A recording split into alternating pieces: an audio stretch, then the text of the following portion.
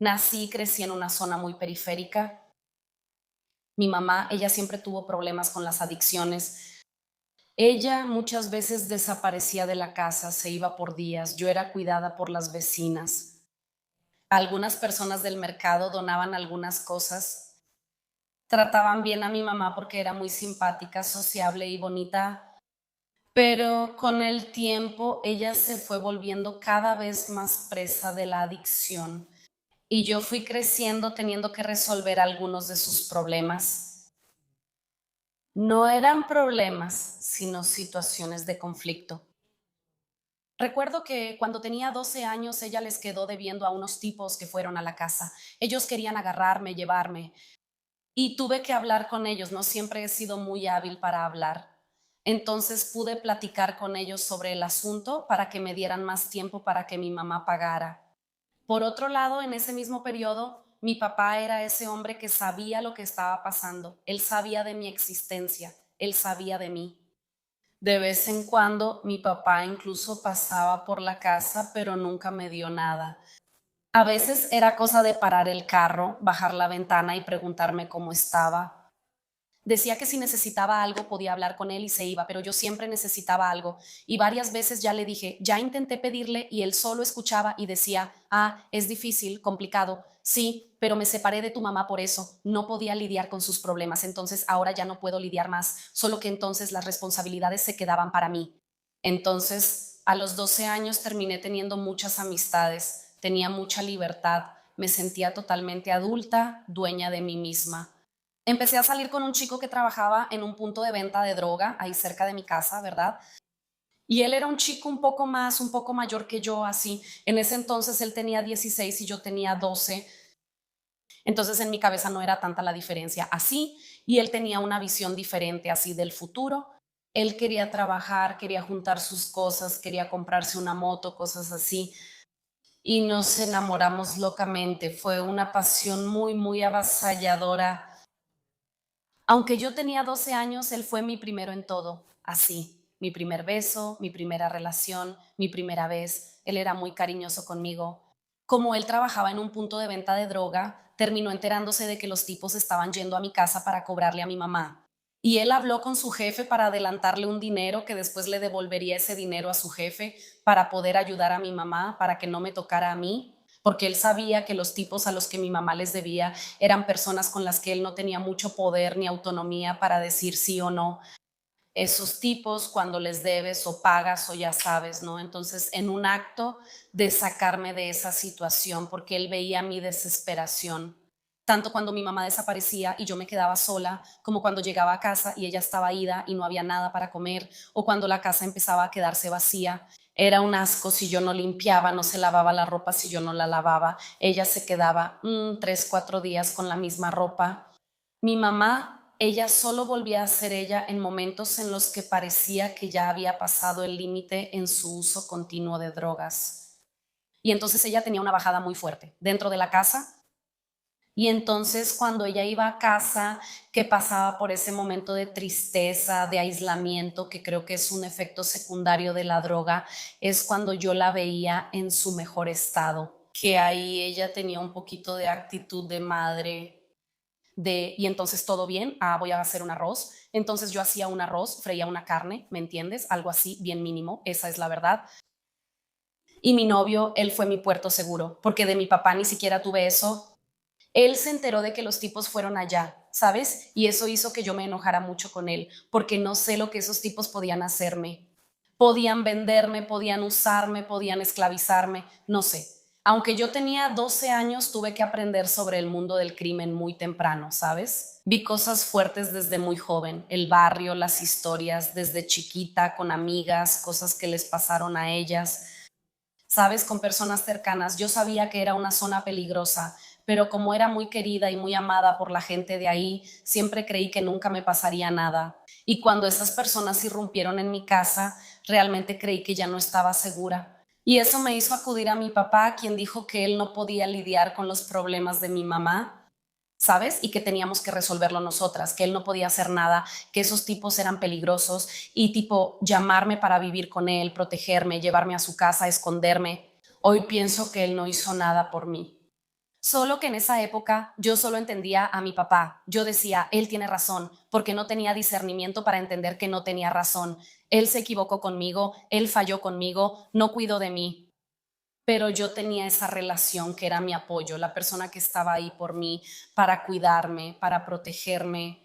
Y esa solución que él tuvo de pedirle dinero a su patrón y luego devolvérselo nos costó nuestro futuro. ¿Por qué? No era poco dinero.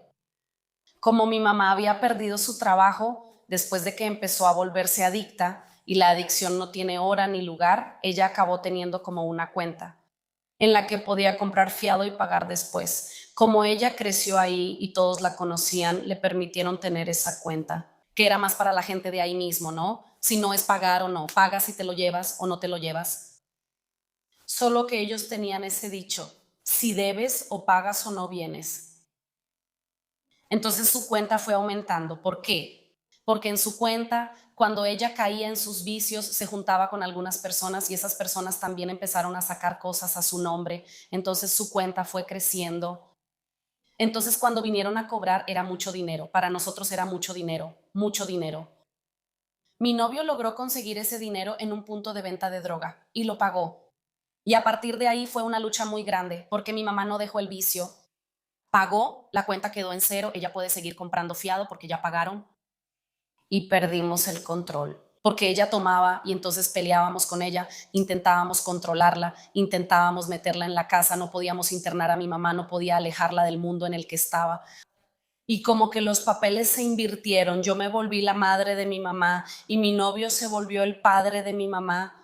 Y aunque era muy agotador, él siempre decía que siguiéramos con nuestra vida, que fuéramos, que habláramos con ellos, como decir que ya no podíamos pagar sus cuentas y que pues dejarlo en sus manos. Pero era mi mamá, no podía hacer eso. ¿Entiendes? Desentendernos de ella. Y en eso nuestra deuda empezó a aumentar con dos personas, que era con el patrón de mi novio y con el tipo con el que mi mamá estaba consiguiendo sus cosas, porque eran zonas regiones, como si fueran facciones diferentes, ¿me entiendes? Pero como vivíamos ahí, cada quien conseguía las cosas de un lado distinto, en fin. Como solución, mi novio sugirió que empezáramos a salir a la calle y pues intentar robar el teléfono para revenderlo, para que consiguiéramos algo de dinero, para que pudiéramos, ¿no?, pagar lo que debíamos. Y así fue como empezamos.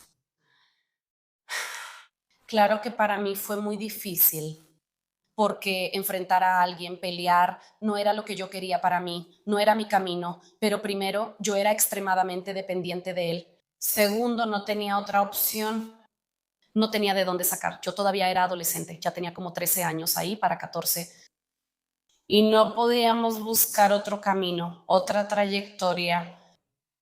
Y entonces empezamos por ese camino y así fueron 5 años. Fueron 5 años de andar robando teléfonos. A veces íbamos hasta la plaza y robábamos. Si veíamos que alguien estaba descuidado en el carro, cosas así, empezamos a agarrar. No era algo que hacíamos armadas, no lo hacíamos para matar o lastimar a la persona, solo queríamos el dinero para poder pagar nuestras cosas. Y fue cuando él volteó y dijo, oye, ya llevamos un tiempo en este jale. Creo que ya es hora de que rentemos una casa para nosotras. Trae a tu mamá para que viva con nosotras. Si no mejora, la internamos, porque 5 años pasaron así. Yo solo maduré durante esos 5 años. Voy a decir que nos profesionalizamos. Había robo de teléfonos en plazas, en parques, en autos. Si alguien se descuidaba, lo tomábamos. Nunca fue algo que hacíamos armadas. No era con la intención de lastimar a alguien ni de hacerle daño a nadie. Solo queríamos conseguir el dinero. Pero claro que nos dimos cuenta de que salir a la calle a hacer eso ponía totalmente en riesgo nuestra vida. Y fue ahí donde conocimos el fraude. El fraude era una forma más, menos expuesta para nosotras. Y ahí empezamos a crecer mucho, porque cuando nos funcionaba la tarjeta, podíamos costearnos lujos. Voy a ser sincera, comprábamos muchas cosas, conseguíamos muchas cosas y como estuvimos 5 años en eso, hasta empezamos a juntar un dinerito, guardar ese dinero durante esos 5 años. Y entonces hablamos, él se quedaba mucho en mi casa, pero él quería mucho tener su propia casa, porque la ubicación de mi casa no era en el mismo lugar donde él trabajaba y a veces los tipos se metían con él porque estaba en mi zona, esas cosas. Entonces, él quería un lugar allá en su zona, porque allá se sentía más seguro, conocía a todos, era mejor que mi mamá fuera para allá. Si mi mamá iba a consumir, que le comprara a la gente de allá, ¿me entiendes? Y eso fue lo que hicimos, rentamos una casa para nosotros. Solo que la casa que rentamos estaba en una parte más pacificada. Hay policía, había fiestas, baile, todo normal, pero era un lugar un poco más tranquilo dentro de la comunidad. Porque no sé si ustedes saben, pero hay algunas comunidades que están pacificadas y la policía se hace un poco de la vista gorda con algunas cosas. Y estábamos ahí dentro de la casa. Estábamos tranquilas, habíamos comprado algunas cosas por internet que iban a llegar, ya estábamos viviendo bien. Cuando pasó, en realidad mi novio, él se metió en una pelea y en esa pelea el policía terminó agarrándolo y entonces revisó sus antecedentes y ya tenía algunas anotaciones en su expediente durante esos 5 años. Lo atraparon algunas veces, dejó de ser primo delincuente, cosas así, pero logró pagar prácticamente todo el dinero que teníamos ahorrado, logró dárselo a ese policía para que lo soltara, pero ese policía como que lo amenazó, diciendo que la próxima vez que lo agarrara ya no lo iba a soltar.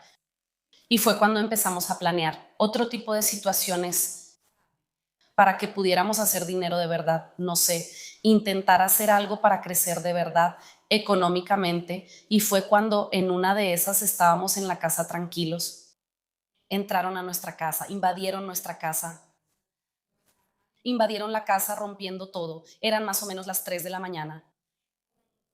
Como si fuera con un tolete, empezaron a romper las ventanas, romper las puertas, entraron a nuestra casa rompiendo todo de verdad. Aunque mi novio y yo teníamos un arma en la casa, los policías entraron ahí dentro de la casa. Nos pusieron a los dos contra la pared, pusieron a mi mamá contra la pared, porque ella, aunque parezca increíble, estaba en casa. Entonces empezaron a registrar todo y entonces encontraron un montón de cosas. Nosotras agarrábamos productos robados y los guardábamos dentro de nuestra casa. Nosotras teníamos algunas tarjetas robadas de carteras que teníamos dentro de nuestra casa, había compras, había datos dentro de nuestro teléfono, confesando que había salido bien ese robo. Ellos se llevaron tantas cosas que se llevaron a los dos y me llevaron a una prisión de mujeres y a él lo llevaron a la prisión para hombres. Y nos quedamos ahí, viviendo esa realidad a la distancia. En ese momento no supe lo que había pasado con mi mamá, pero salió que ella, en su informe, que realmente era una adicta, que no era cómplice de nada, salió que tenía casa en otro barrio, que vivía conmigo.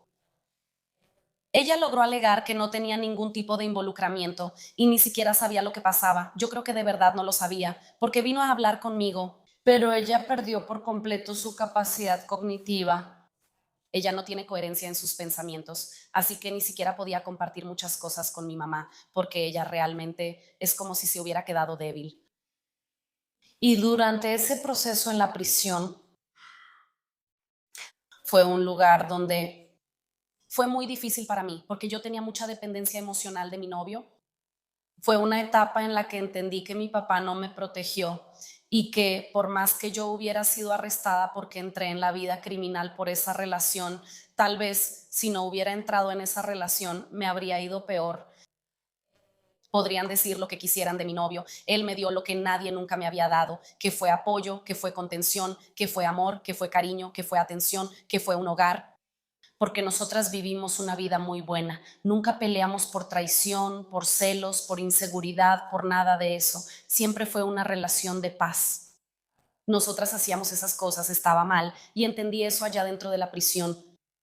Perdí mi condición de primo delincuente porque estuve 1 año y 9 meses presa y en ese 1 año y 9 meses hice psicoterapia allá adentro. Yo ya era mayor de edad, así que al final la prisión por 1 año. Si hubiera sido 1 año antes, tal vez no habría estado en la prisión, habría ido a un lugar para menores de edad. Y ahí recibí todo un tratamiento de escucha y nunca en mi vida había tenido eso. Había tenido ese tipo de conexión con nadie, una persona sana, hablando conmigo, mostrándome las cosas, hablando sobre oportunidades, diciendo cosas buenas que podrían pasar cuando yo saliera, caminos importantes que podría tomar, tanto para mí como para él. Durante ese periodo yo le mandé una carta, él me mandó una carta a mí, pudimos hablar, fue muy, muy difícil, pero cuando salí de la prisión, él siguió preso. Él no salió al mismo tiempo que yo, se quedó casi 2 años más que yo y durante esos 2 años fue cuando decidí que iba a trabajar, que iba a hacer las cosas bien, que iba a tomar buenas decisiones, que me iba a dedicar a algo que realmente fuera bueno. Entonces empecé a repartir currículums, lo cual fue muy difícil para mí porque la mayoría de las empresas revisan tus antecedentes penales y si aparece un antecedente, aunque quieras hacer las cosas bien, cuando se paga apenas.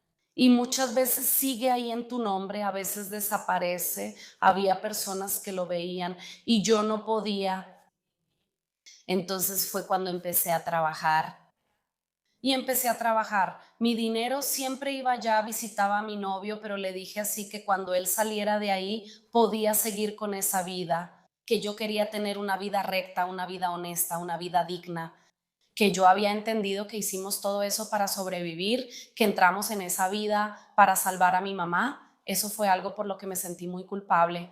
Sabes, dentro de la prisión también aprendí a liberar a mi mamá, o sea, ahí adentro la perdoné, porque durante ese año y 9 meses me martiricé por mucho tiempo, que mi papá no cuidaba de mí, que mi mamá no cuidaba de mí, que yo entré en esto por culpa de mi mamá y de mi papá, que la culpa era de ellos, que la responsabilidad era de ellos, que no sabes, no me protegieron, que fue la deuda de mi mamá la que hizo que entráramos tanto yo como él, ¿verdad? Porque él también empezó a robar para poder pagar una deuda de mi mamá porque él no tenía eso con sus papás.